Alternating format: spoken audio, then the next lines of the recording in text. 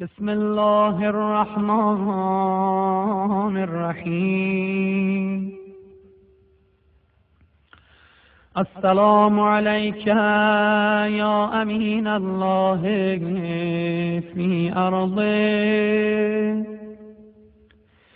و حجته علی عباده. السلام عليك يا أمير المؤمنين. أشهد أنك جاهدت في الله حق جهاده وعملت بكتابه واتبعت سنن نبيه صلى الله عليه وآله حتى دعاك الله إلى جواره فقبضك إليه باختياره وألزم أعداءك الحجة مع ما لك من الحجج البالغة على جميع خلقه. اللهم فاجعل نفسي مطمئنة بقدرك راضية بقضائك مولعة بذكرك ودعائك محبة لصفوة أوليائك محبوبة في أرضك وسمائك صابرة على نزول بلائك شاكرة لفواضل نعمائك ذاكرة لسوابغ آلائك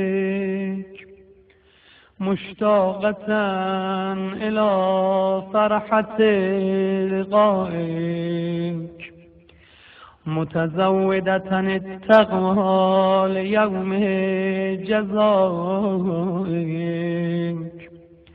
مستنة بسنن أوليائك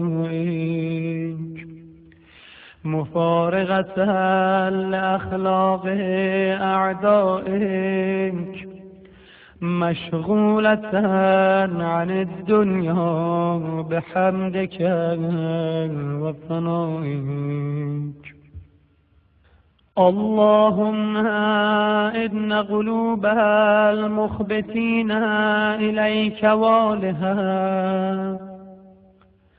وسبل الراغبين إليك شارعا وأعلام القاصدين إليك واضحا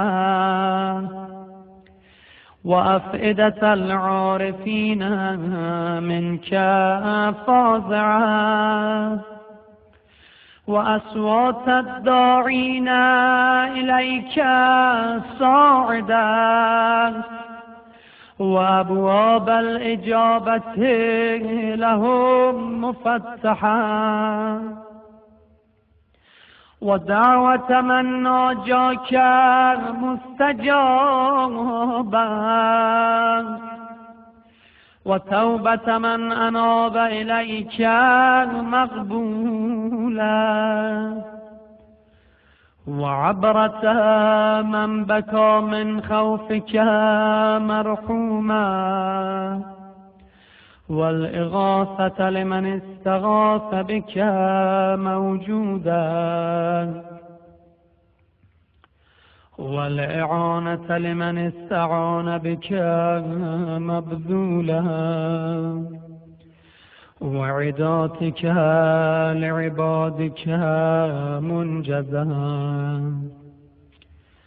وزلل من استقالك مغالا، وأعمال العاملين لديك محفوظا، وأرزاقك إلى الخلائق من لدنك نازلة، وعوائد المزيد إليهم واصلة، وذنوب المستغفرين مغفورة، وحوائج خلقك عندك مقضية، وجوائز السائلين عندك موفرة، وعوائد المزيد متواترة، وموائد المستطعمين معدة، ومناهل الظماء مترعى. اللهم فاستجب دعائي واقبل ثنائي، واجمع بيني وبين أوليائي بحق محمد وعلي وفاطمة والحسن والحسين، إنك ولي نعمائي ومنتهى مناي، وغاية رجائي في منقلبي ومثواي. أنت إلهي وسيدي ومولاي، اغفر لأوليائنا وكف عنا أعداءنا، واشغلهم عن أضانهم، وأظهر كلمة الحق واجعلها العليا، وأدهض كلمة الباطل واجعلها السفلى، إنك على كل شيء